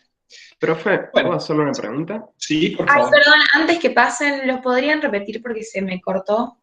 Perdón. Sí, claro. La compañera dijo que a los fines de la comunicación adentro de la neurona, lo más importante son los canales de sodio y de potasio.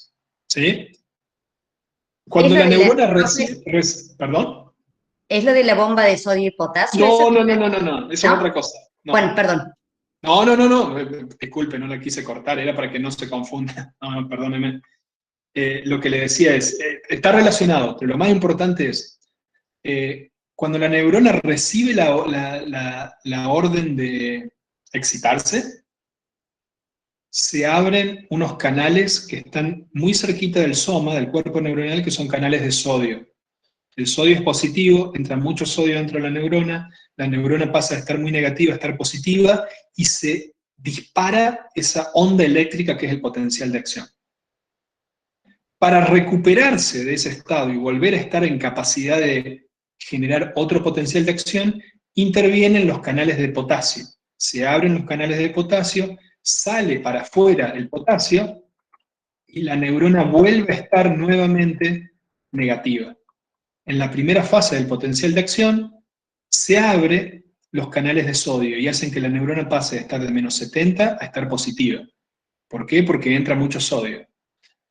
Un milisegundo después, se abren los canales de potasio. Y como y hay mucho potasio adentro de la célula y poco afuera, el potasio sale para afuera y la neurona vuelve a estar negativa, se vuelve a poner negativa. Por lo tanto, para la comunicación adentro de la célula, son muy importantes los canales de sodio y de potasio. Ahora bien, una vez que el impulso nervioso llega al final de la neurona, lo que hace es activar unos canales de sodio que se abren, entra sodio de afuera adentro, y el sodio es una señal química, es una carta que le dice una carta de amor a las vesículas sinápticas, que le dice: vesícula, pegate a la membrana presináptica y tira tu contenido del espacio sináptico. ¿Quedó claro, compañera? Sí, perfecto, profe, clarísimo. Bueno, sí. Entonces, para anotar resumidamente, sería que cuando se abren los canales de calcio, ocurre una depolarización y ahí es cuando la neurona se excita. No. Cuando se abren los canales de sodio, se facilita el proceso de depolarización. El canal de calcio lo que hace es facilitar el proceso, yo le dije, docking, encallamiento, acercamiento de la vesícula a la membrana presináptica. Bien, y para inhibirse se polariza. La inhibición lo que hace es que la neurona se hiperpolarice, que pase de estar negativa a estar muy negativa. Usualmente eso está asociado a que se abren canales de cloro. Como el cloro es Cl- es negativo, entra cloro dentro de la célula y la hace más negativa de la que estaba, y entre comillas hace que quede más dormida todavía. Ok, perfecto, gracias. No, por favor. Paola, voy a tomarme 10 minutos más para explicar todos los neurotransmisores y esto, y hacer un repaso de esto, y después ya largan ustedes. ¿Meta? Sí. Vamos a hacer ahora un repaso de esto y de los neurotransmisores, y ya van a alargar luego los ayudantes. Llega el potencial axónico, y eso hace, el potencial axónico paso 2 invade la terminación presináptica.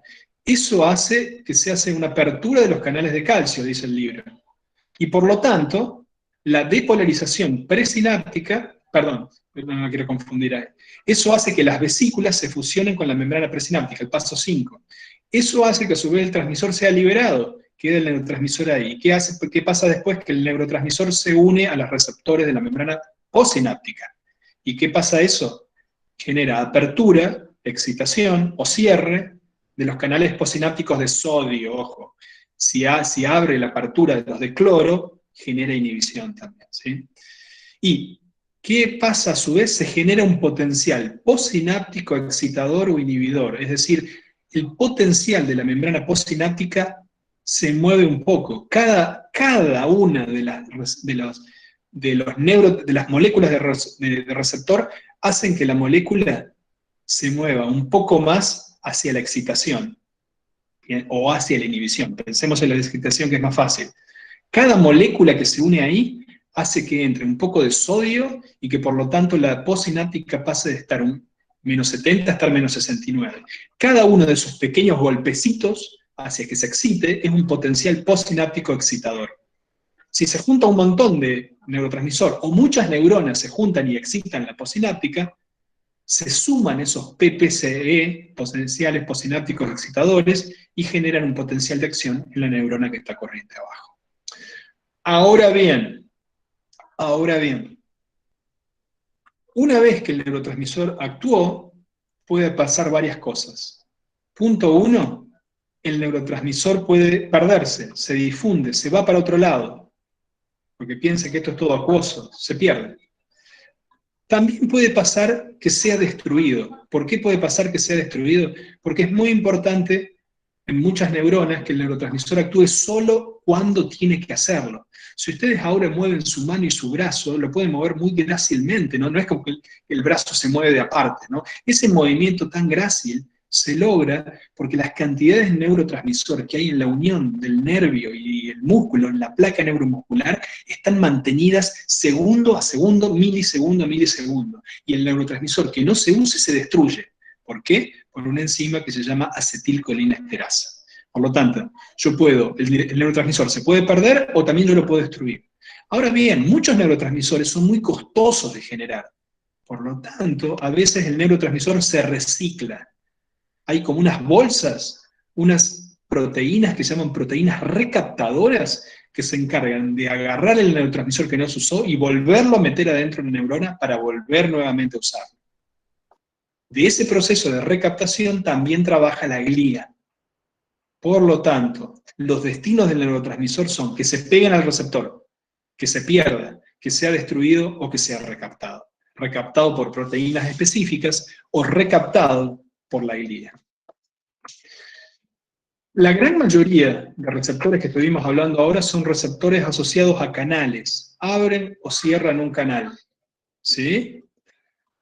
Pero también hay algunos receptores que se llaman asociados a segundos mensajeros, que es que el receptor en sí mismo no abre el canal, sino que hay otro receptor al lado y otra molécula que está ahí, y otra, y es como una cadena, que uno dice, che, llegó el receptor, y la otra, che, llegó, y se hacen postas. Hasta que al final de todos esos segundos, o terceros, o cuartos mensajeros, hay un canal iónico que se abre o se cierra.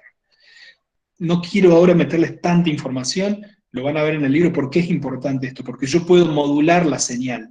Yo puedo hacer que una señal de una sola molécula de neurotransmisor active 10 segundos mensajeros, y esos 10 segundos mensajeros, otros 1000 terceros mensajeros, y así. La gran diferencia entre los dos tipos de receptores es que uno está directamente asociado a un canal, y ahí lo ven el canal, ¿ve? El canal es igual que la conexina y el conexón que les mostré antes. Son varias proteínas que se juntan entre ellos, y hay un espacio entre el espacio, un canal que está entre el espacio extracelular y el intracelular.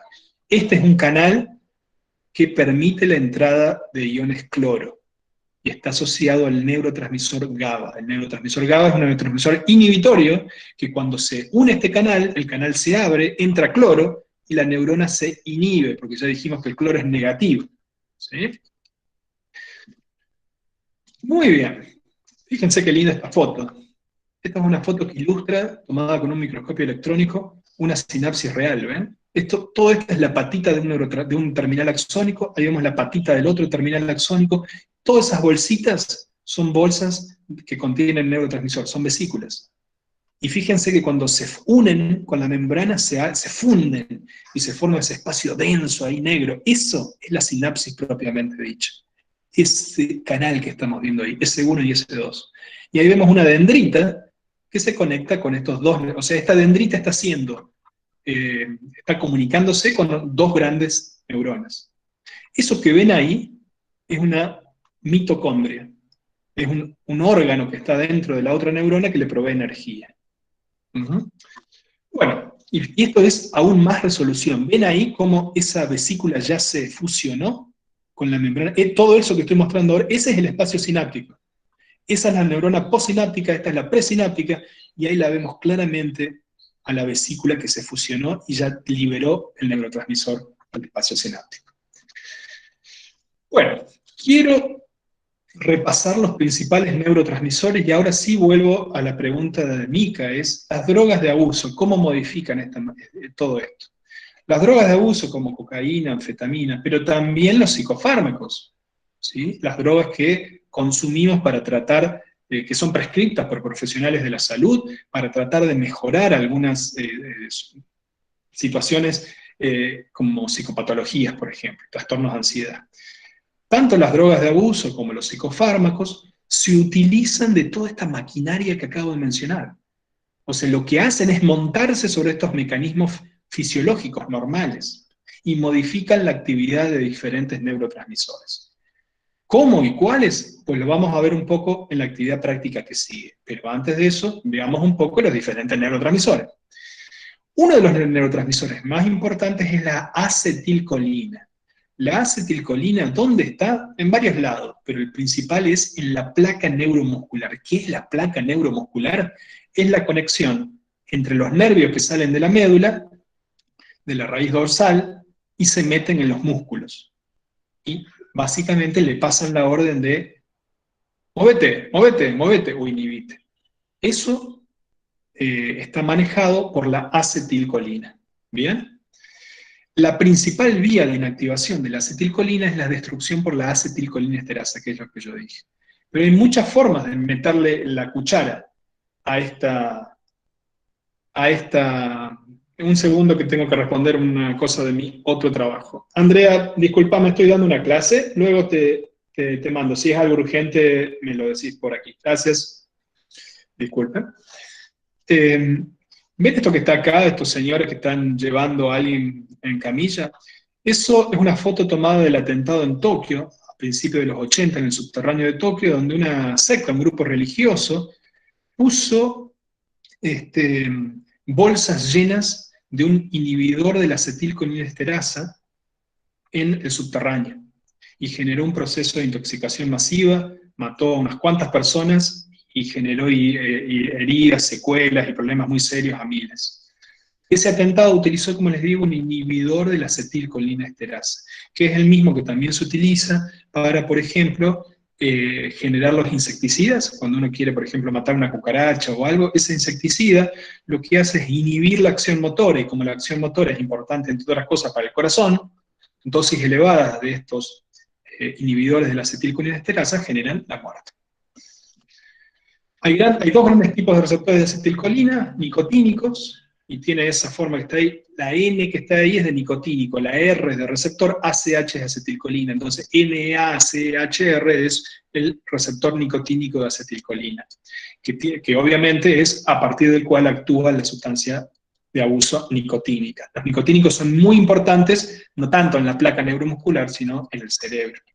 Y otros como son el muscarínico, ¿sí? El receptor de tipo muscarínico son también muy, muy importantes. Otro receptor muy importante, que es el principal neurotransmisor excitador, es el glutamato, ¿sí? Hay tres grandes tipos de receptores ionotrópicos. Son ionotrópicos, ¿qué significa? Que están asociados a canales iónicos. Tenemos el receptor NMDA, el AMPA y el kainato. Muchas veces estas drogas de abuso, algunas drogas de abuso, como la anfetamina o la metanfetamina, hiperactivan la neurotransmisión excitadora, hacen que entren enormes cantidades de glutamato, de NMDA, y generan muerte debido a la hiperexcitación neuronal. Como ven aquí, cuando se abre el canal, entran sodio y entra calcio, por lo tanto, eso hace que la apertura del canal asociado a glutamato genere, más que todo, excitación. Viceversa, los principales neurotransmisores inhibidores son GABA, está mal, ahí no es GLABA, es GABA y glicina. GABA a nivel del cerebro, glicina a nivel de la médula espinal. GABA tiene varios tipos de receptores. El A y el C son ionotrópicos, es decir, están asociados a un canal iónico. El GABA-B es metabotrópico. El GABA es uno de los más conocidos. ¿Por qué? Cuando se abre, cuando el receptor, cuando el neurotransmisor pega sobre el receptor, el neurotransmisor GABA pega en un receptor asociado al mismo de la postsináptica, se abre este canal y ¿qué entra? Iones de cloro. Y por lo tanto, la neurona se inhibe. ¿Cuáles son las drogas de abuso que activan este receptor? Es decir, el receptor se activa por nuestra propia sustancia química interna, que es el GABA, pero también se activa cuando tomamos benzodiazepinas, por ejemplo. Todas las sustancias que inducen el sueño, que bajan la ansiedad, todos esos psicofármacos, actúan modulando la función de GABA. También lo hace el alcohol. El alcohol tiene los efectos sedativos, de inducción de sueño, a partir de interactuar con GABA. Todo eso lo vamos a ver ahora en un segundito. Luego, y muy importante para funciones psicológicas, son las denominadas aminas biógenas. Dopamina, adrenalina, noradrenalina, serotonina, histamina. A diferencia de las otras, son mucho más promiscuas. ¿En dónde están? Están en un montón de lados del cuerpo, del cerebro, y a su vez tienen funciones mucho más diversas. Participan de procesos de motivación, participan de conducta de comida, nos motivan para comer comida, participan de funciones sexuales, de motivación sexual, de procesos de cognición, modulan procesos sensoriales, es decir, una amplia gama de funciones psicológicas. Dentro de las aminas biógenas, una muy importante es la dopamina. Y hay varias vías, es decir, hay varias autopistas de neuronas que tenemos el cuerpo de una con una fibra, se comunica con otro cuerpo, esa otra y arman como una autopista de neuronas que entre ellas se comunican con dopamina. Por ejemplo, hay la vía nigroestriatal, que es una que empieza a nivel de la sustancia nigra y llega hasta la zona esa de los ganglios basales, del estriado, y que tiene muchas funciones de control motor. Hay otra que empieza a nivel del área tegmental ventral, que es un lugar que está ahí en el sistema límbico, y va, y llega hasta la corteza prefrontal. Y esa es muy importante para fines de procesos psicológicos, memoria, aprendizaje y cosas, también mantenimiento del estado del ánimo. Dentro del mantenimiento del estado del ánimo es muy importante otra amina biógena, que es la serotonina. Cuando tenemos poca serotonina, se producen procesos de alteración del estado del ánimo similares o compatibles con la depresión. La noradrenalina, en cambio, es un neurotransmisor implicado en la respuesta al estrés, en sentirnos activos, en tener que reaccionar frente a las emergencias. Cada una son producidos en diferentes partes. Yo dije que en la sustancia negra que está en el tronco cerebral, ahí se produce parte de la dopamina. En cambio, en el lucus coeruleus, que es otra partecita que está en el tronco cerebral, se produce la norepinefrina. En el núcleo del RAFE, que está ahí, se produce, en cambio, la serotonina. Yo había dicho que en el caso de la acetilcolina, la forma principal para que una vez que actuó, que deje de actuar, es romperla, desaparecerla con la acetilcolina esterasa. Pues bien, las aminas biógenas, la principal forma de inactivarlas es recaptarla, reciclarla y meterla de nuevo dentro del terminal axónico. Pues bien, van a ver ahora, justo ahora, Paola, ya prepárate todo, que una de las formas principales de que actúan las drogas las psicotrópicos, que se utilizan usualmente para regular la depresión y la psicosis, es modulando la disponibilidad de estos neurotransmisores. Por ejemplo, inhibiendo la recaptación de serotonina. Si yo inhibo la recaptación de serotonina, hago que haya más serotonina, y si eso tiene un efecto sobre el estado del ánimo, probablemente vaya a estar un poquito mejor de estado de ánimo. Bueno, Paola, voy a dejar de compartir, y ahora lo tienes todo tú. Profe. Sí. Entonces eso que usted está explicando ahí de la recaptación, por ejemplo, un psicofármaco, ahí actuaría, digamos, inhibiendo o recaptando para, digamos... Lo va a ver ahora, María, va a haber ejemplos puntuales, ¿sí? Las ayudantes tienen una actividad práctica dirigida a eso directamente. Bien, gracias. Igualmente, María, si no le responde del todo, guárdese su pregunta y lo vemos más tarde, ¿sí?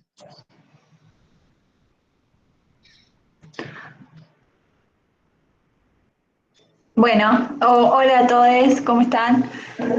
Nosotros con los otros ayudantes vamos a hacer una actividad en la que vamos a trabajar sobre los neurotransmisores que estuvo compartiendo el profe recién. La idea es que entren a una carpeta de Drive, que ahí se los comparto, y que por la terminación del número de documento entren a la carpeta que dice, por ejemplo, mi número de documento termina en 9, entonces entraría en la carpeta que dice 89, y ahí van a encontrar prospectos de medicamentos de distintos psicotrópicos, y bueno, la idea es que, esperen que empiezo a presentar.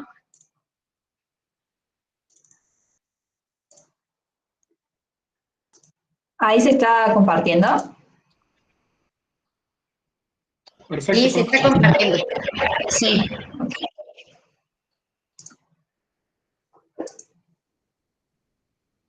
¿Ahí ya la ven o no? Sí, Pau. Bueno. Sí. Recuerde todo el mundo que si pueden fijar la presentación de Paola haciendo clic en el pin que hay a mano izquierda cuando pasan arriba de ella, y ahí se va a hacer re grande en la pantalla de ustedes. Bueno, acá lo que tenemos que hacer es entrar a los prospectos y en cada prospecto encontrar esta información. Para qué psicopatologías se utilizan, cuáles son los efectos terapéuticos cuáles son los efectos colaterales y cuál es el mecanismo de acción. Vamos a tener 10 minutos para hacer esta actividad. A ver, ahí paso el link, pensé que yo se lo había compartido.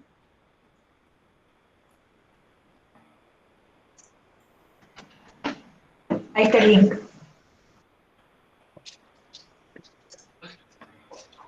Yo les recomiendo que elijan un prospecto y que puedan ir respondiendo cada una de estas preguntas. Van a tener 10 minutos para hacer la actividad y después vamos a compartir. ¿Alguna duda? Yo no entendí cuáles son las preguntas. Ah, perdón, son estas. ¿Para qué psicopatologías se utilizan? ¿Están viendo ahí en la pantalla la presentación? Sí, sí, se ve. Sí, sí, se ve. Son esas 4 entonces.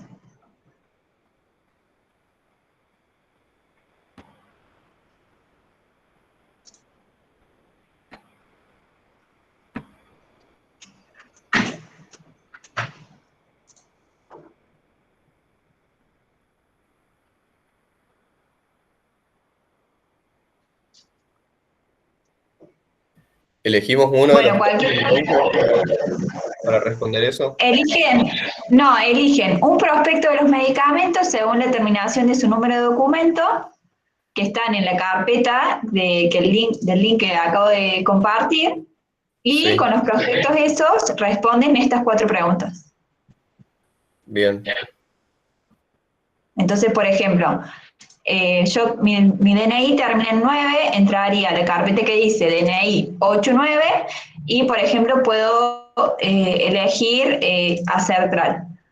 Con Acertral respondo, o sea, con la información que tengo en este prospecto, respondo esas 4 preguntas.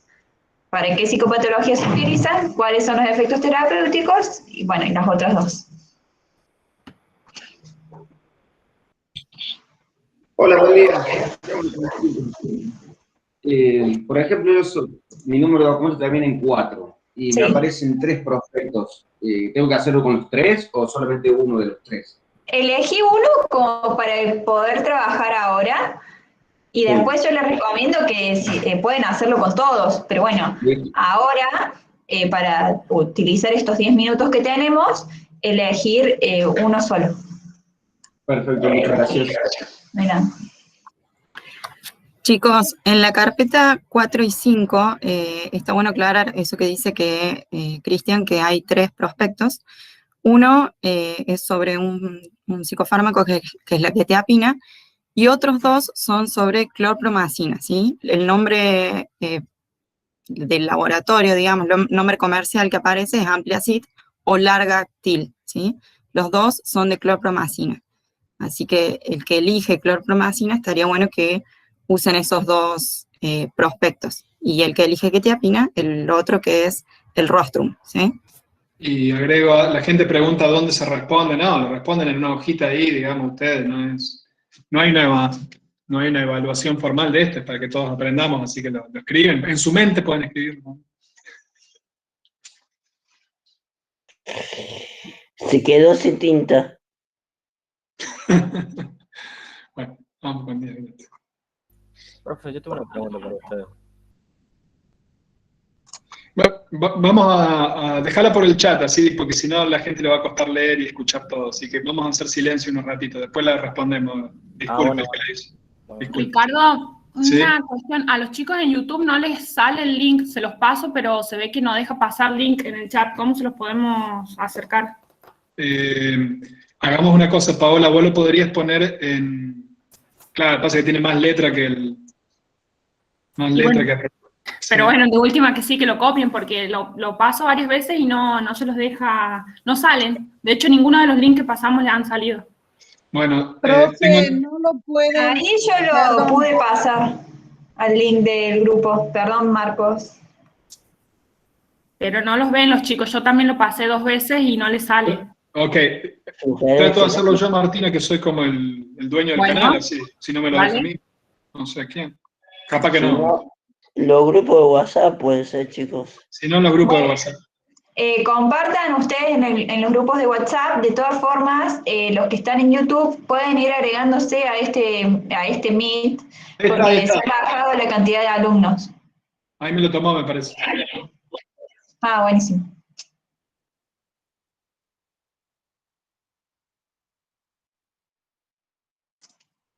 Ahí Jimena pregunta qué hacemos con el prospecto. En el prospecto está toda la información para que puedan responder estas 4 preguntas que yo les pasé, o sea, para que puedan responder la actividad.